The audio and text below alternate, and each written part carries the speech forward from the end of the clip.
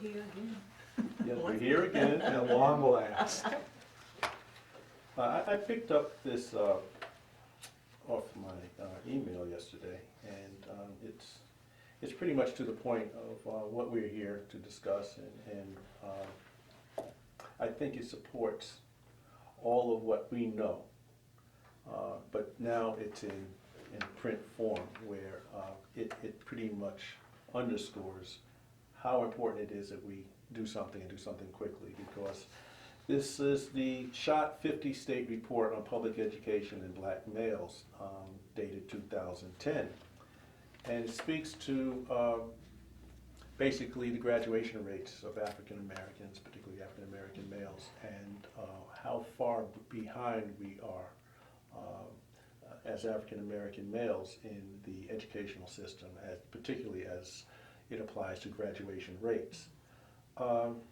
And it's 49 of the 50 states in actuality that have not shown much improvement at all. And when you think about it, there should be no reason in 2010 that we have this kind of a problem.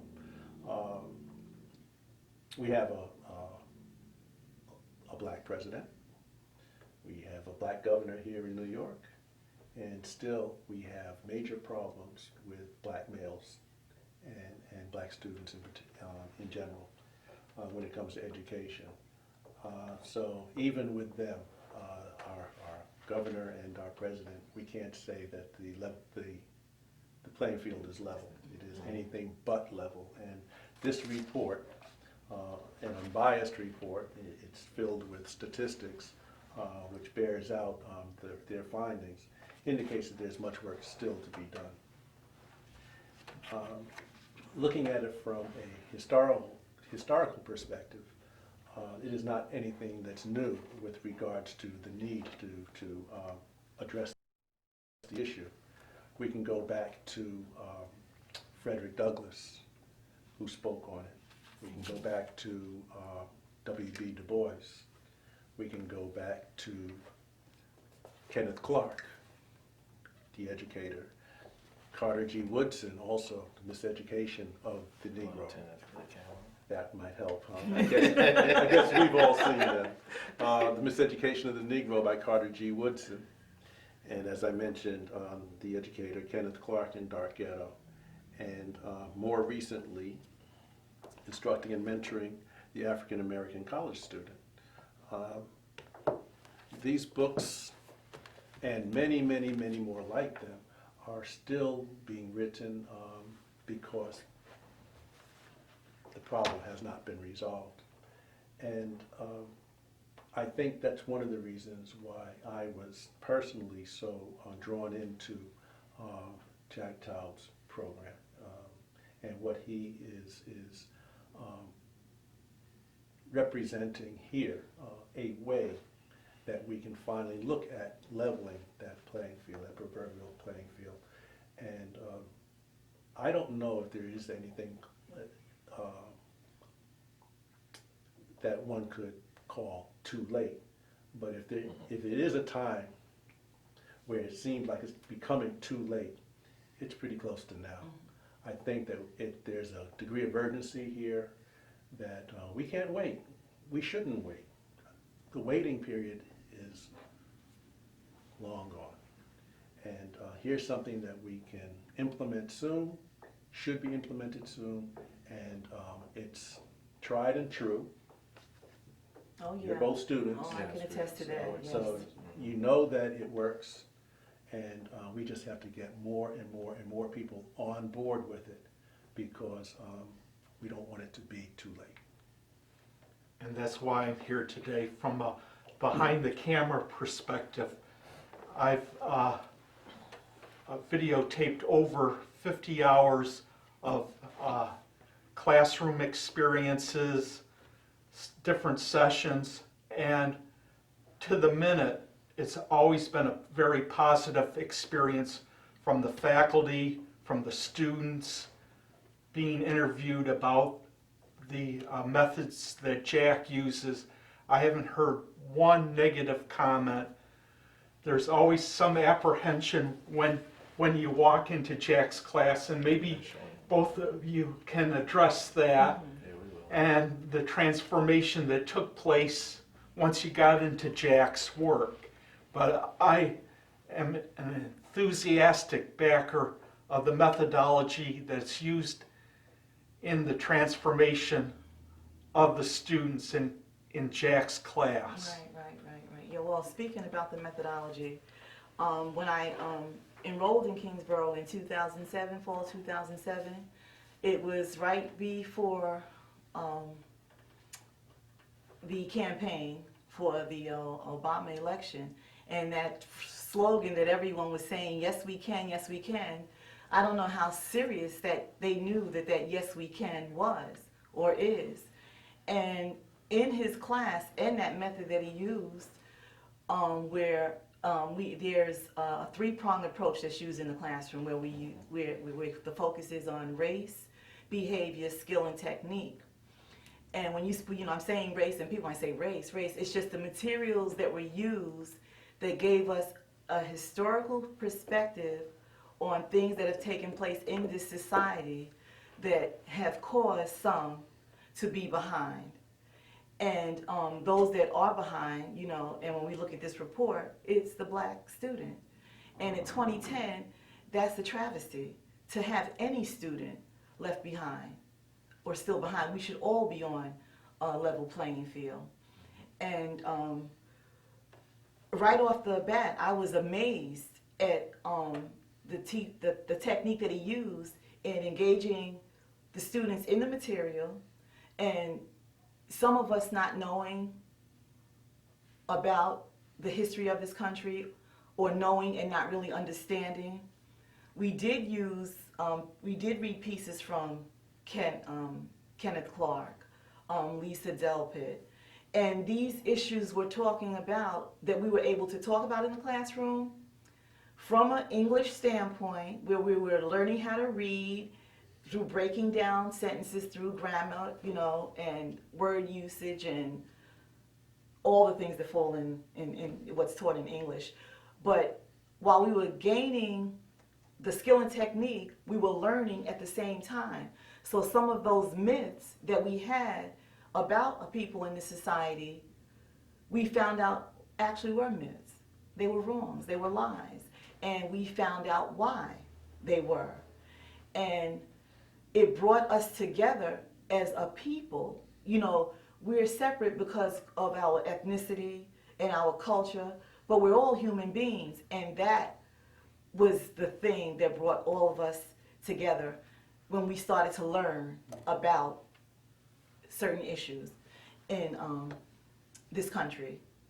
And when I saw that me, myself, at the age that I was learning, at 47 years old then, and watching the younger students at first not caring, not interested, because they were like, oh, it's no big deal now, look at us, we're all together.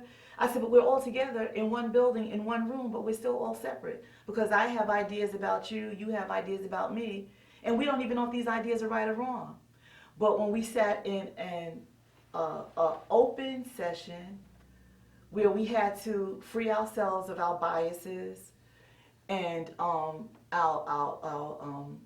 the things that were put into us by our families and our friends, our communities, our surroundings as we grew up, I saw that the wall was melting, was coming down. The ice was melting and the wall was coming down. And I just watched in almost amazement at how people started to open up and say what they really felt, because in the classroom we did touch on things that were controversial, that were very sensitive. Most people don't want to touch, but what's real and what are the issues today and what's keeping us still separate today.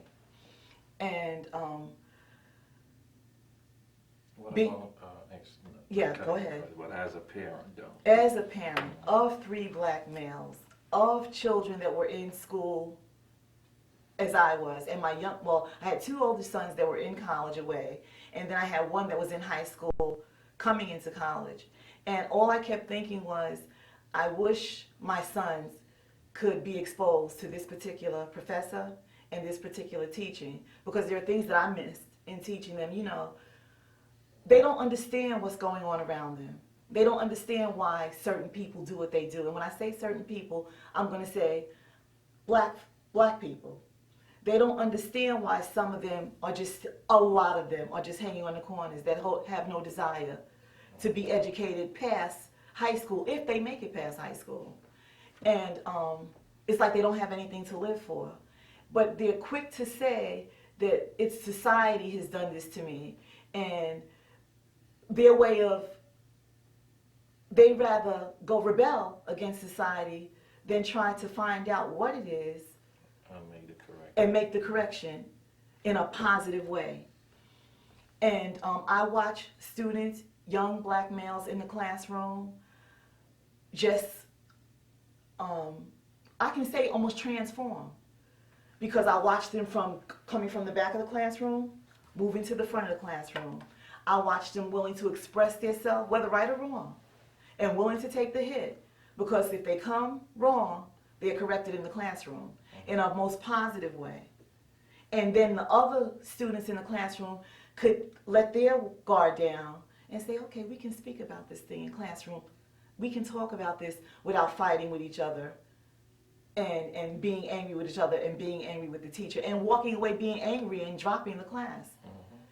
But like I said, if my sons had a chance, I believe if they just had a little seed dropped, it would be watered along the way before the end of the classroom, before the end of the semester. There would definitely be some kind of transformation. They would think a little bit better. They would have a better self-esteem about themselves.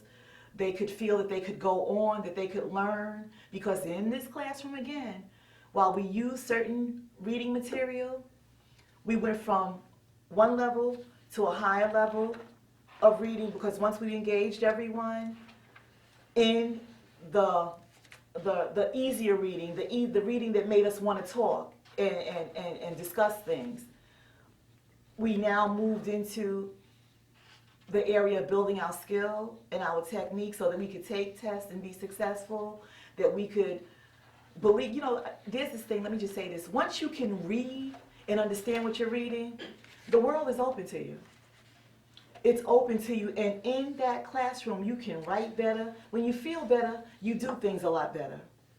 And that's one of the main things I saw in the classroom that really attracted me. I saw that people were really changing, And I became friendly with people of all ethnicities, cultures, outside of the classroom. And that was just a beautiful thing. And there are other things that I could hit on without dragging it on.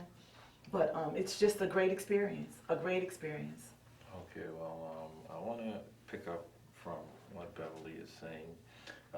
From my own experience in the classroom with the particular approach used by the professor, of course, Beverly mentioned race, behavior, and skills. But I want to talk a little bit about the behavior and the discipline aspect of it. Initially coming into the professor's classroom, I really didn't know what to expect. All right. You think you're entering college at my age, you're going to meet with a bunch of crazy, unruly students, and you're going to have to deal with all of that sort of thing. I mean, I've had a couple of other lectures, where issues of discipline have sort of been overlooked by the professors. But in this particular classroom, what I've discovered is that this professor, he actually challenges that sort of behavior. He lets the class know from up in front that, there are certain behaviors that he would not accept. Coming to class late, chewing in class, having all the separate conversations and all of this. A lot of the students, I think, were probably stunned, because generally, they go into most of these other classrooms and they're allowed to do all these things without, the professors probably letting them know that it's not acceptable. I think beside the whole thing about challenging the students, I think the professor did in fact have a way of actually encouraging. He also had a way of engaging because I think one of the main problems in the classroom, speaking from the perspective of a black male, is that a lot of times you go into the classrooms and for some reason you get the distinct impression that the professors do not expect much from you Yes, as right. far as your performance. Um, you know, the communication is normally an exchange between the class, the students, and the professors. And a lot of times, as a student, you tend to sort of close yourself or narrow yourself if you get some sort of feedback from your professor that indicates that he don't think you could make it or he don't think you're going to be successful. But with my experience in the classroom with Jack's approach is he expects his students to all perform well. That's right. He True. shows that he is interested That's right. in the students' development with their skills and their technique in English proficiency. He also shows that he's interested in their overall development. Right. Now, as far as the issue of race, what happened is, when I went into the classroom, he has the prescribed textbooks that he used, and what happens is the students had to do their reading, and then in most instances, we would actually come into the classroom setting, and we would actually have an opportunity to discuss some of the things that we've actually read. Even though the term with the three-prong approach that is used is actually the term race, what happened is it's not exclusively race. Right, that's right. We've had narratives and stories that came from people of different ethnic origin. We deal with the immigrant experience. Also, we've had some of the topics that dealt with gender also, that dealt with, women working, and it was a wide range of topics, even though it falls under the category within the three-prong approach as race. But now in the classroom, basically the ground rules allowed every person in the class to feel that they were free to actually contribute, including the African American students, male, female. Respectful dialogue, people not really disregarding or disrespecting the opinion of others. This was one of the things that I think the professor did in fact take very seriously, and he made students to know that every opinion expressed in the classroom was to be respected, whether it was different to yours or whether you didn't, respect it or whatever, that was not going to be allowed. So as far as all the categories, the race, the discipline, and the skill, I think Beverly mentioned it earlier. Now, some of the topics chosen were designed to engage the students who otherwise would probably be not interested in what goes on in the classroom. As a black student, I've been to many classes and lectures, and because of the textbooks, because of the subjects discussed in the class or that is taught in the class, it is very difficult for me to identify with stuff that seems to be totally unrelated. Right. One, unrelated to me as a black person, and two, unrelated to me in terms of it hasn't like practical application and values. But in this particular class, because of the nature of the textbooks that were chosen, I was able to identify not just with being a black student, I was also able to identify with being an immigrant, because now I'm from the Caribbean, but one of the topics that we had was the Irish integrity essay that had to deal with an immigrant who came from Ireland to the United States. And to me, even though he was Irish, I was able to identify with some of his experiences coming to America as a human, because ultimately with the selection of all these different topics that covers gender, race, immigration, and whatever, there was always some one underlying factor that tied all And these that's right. experiences That's right. together. And that basically was the human experience. That's right. Just to cut you off for 1 second, Mhm.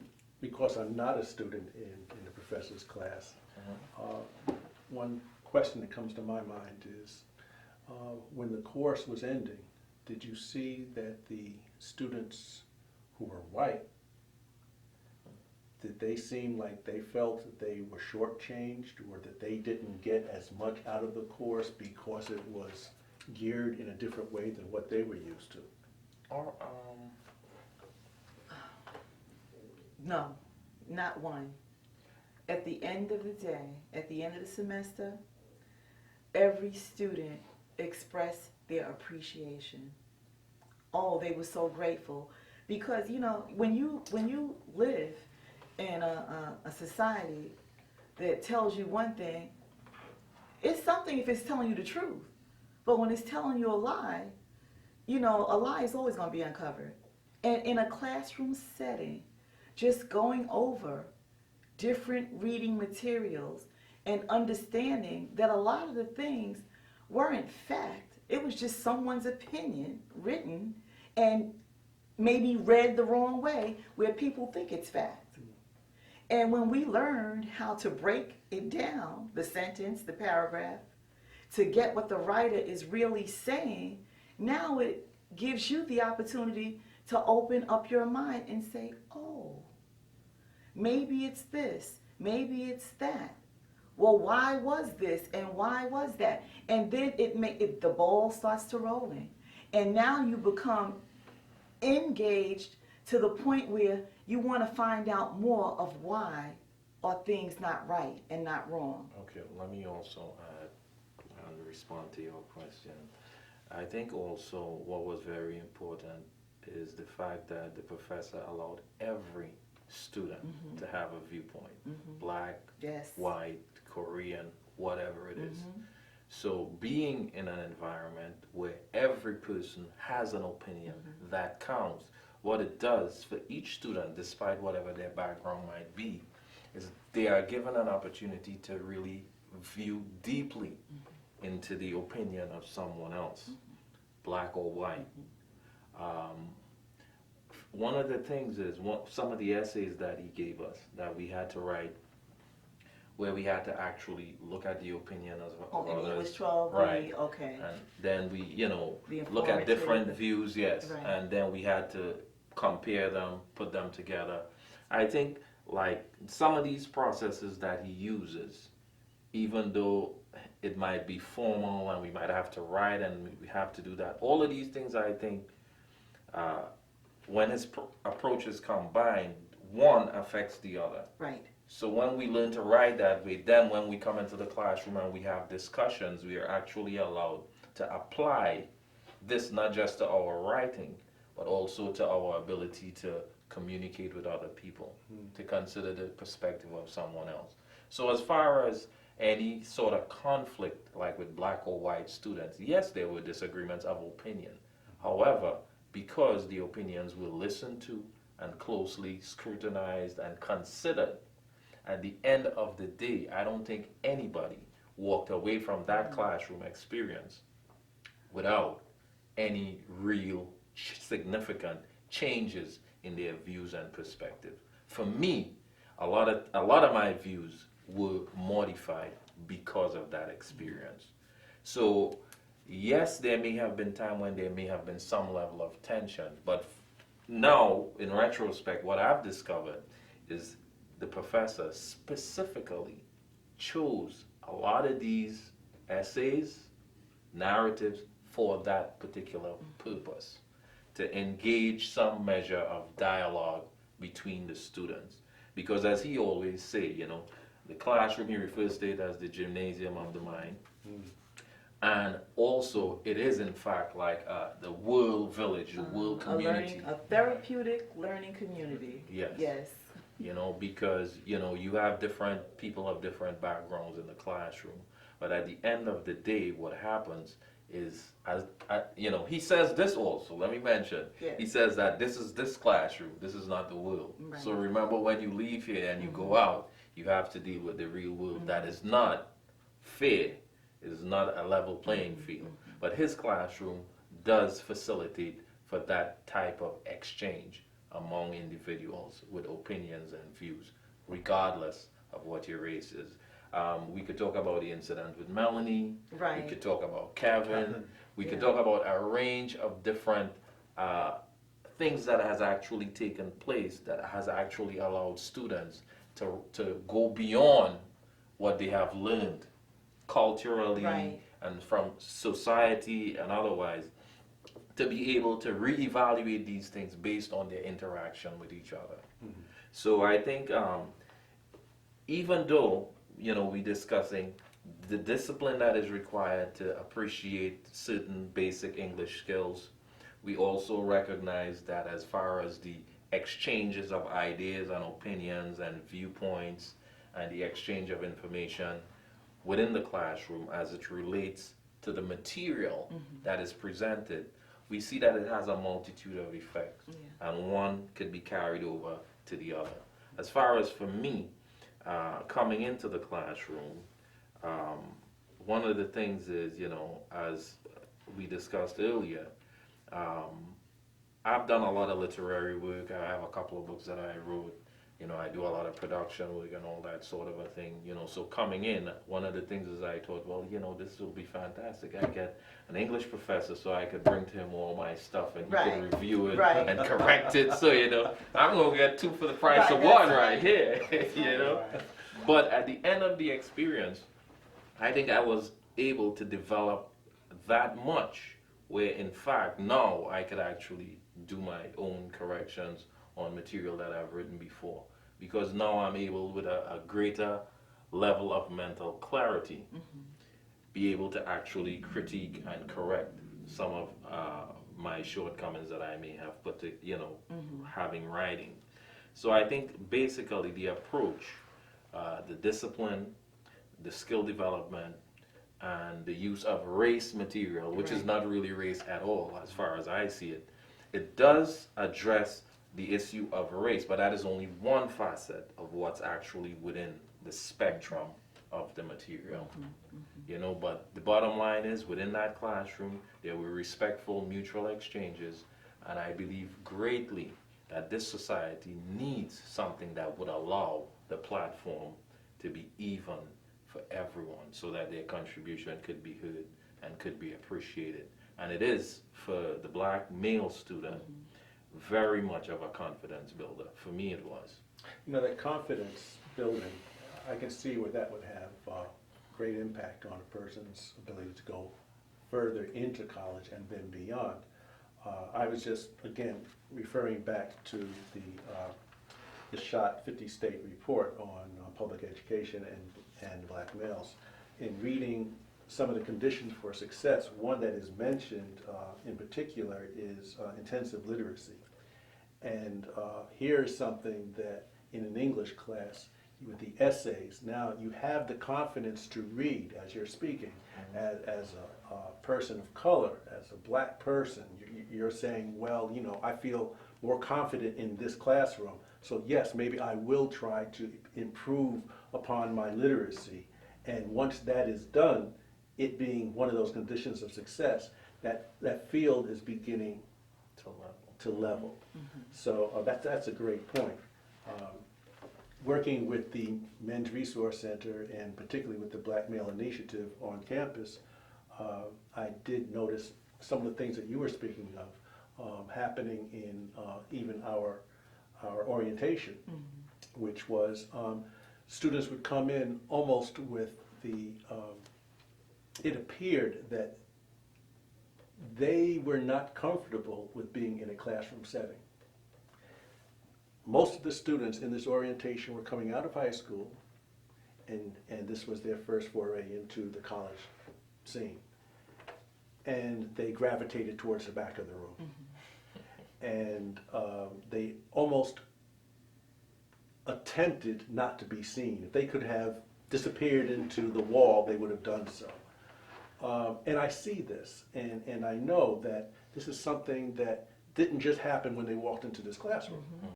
This is something that has been created over time, this feeling of inadequacy, the lack of confidence, and esteem was lacking. And therefore, were they there for learning, or were they there because it was expected that they move forward after high school? And that's not one and the same. So that confidence goes a long way. And when that is built, you know that that person has an equal opportunity to succeed beyond college. Because basically college is a preparatory period. Right, right, You know, right. and I like what you're saying as far as that confidence building, because you can see when those students arrive from high school, and based on what this report is saying, they're not ready. They're not ready. It has nothing to do with capability. Right, that's It's right. opportunity. It's the opportunity, exactly. I think that's why too, again, And there's a fear factor. yes. There's a fear factor. But as far as what he identifies as race in the three-prong approach, in choosing the material that would allow the students to be engaged is also a very deeply significant factor for African American students. We don't want to be in a classroom that does not incorporate anything at all that concerns us in any way, or that appears to not even have our interests at heart. I mean, I've even been to classes where the textbook chosen was actually demoralizing for African American students. Yeah, yeah.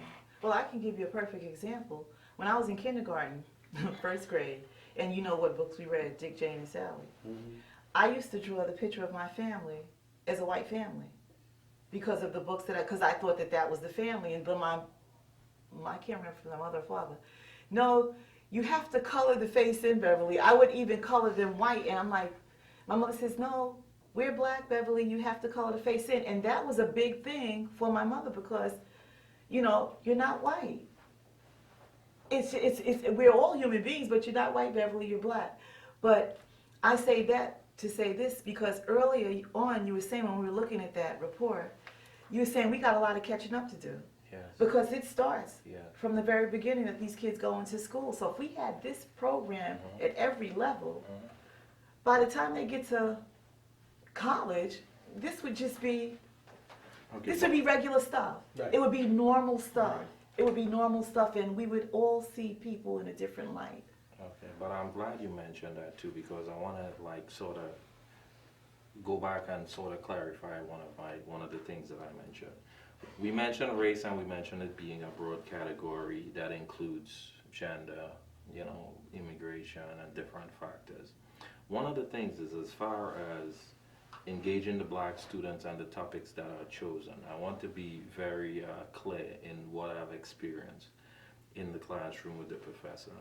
Now, as far as actually dealing with the issue of the African American and the history and all these different areas, it is something that is approached very directly by the professor and very head-on with his selections. For example, we deal with Du Bois, and we also dealt with Kenneth Clark.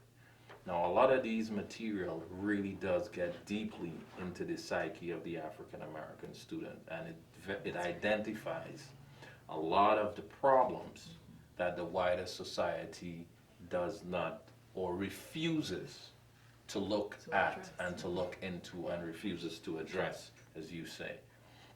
So, yes, there is race.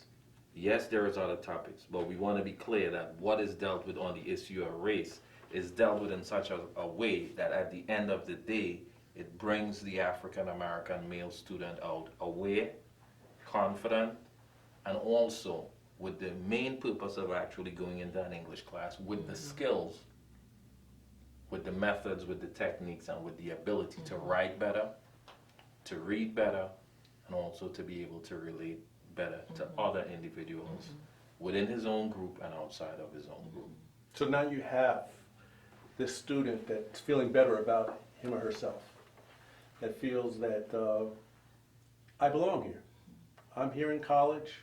You know, I feel that I'm being treated equally. I'm being recognized as being a student, not just filling a seat, as I felt for the last 10, 12 years of public education. And not just following superficial instruction, but really deeply understanding and appreciating the techniques, the method, and the skills also, just to interject. And I'm that glad piece. you did, because where I was going basically is to that point, because now that the student is ready and has become receptacle of, now, what do we do?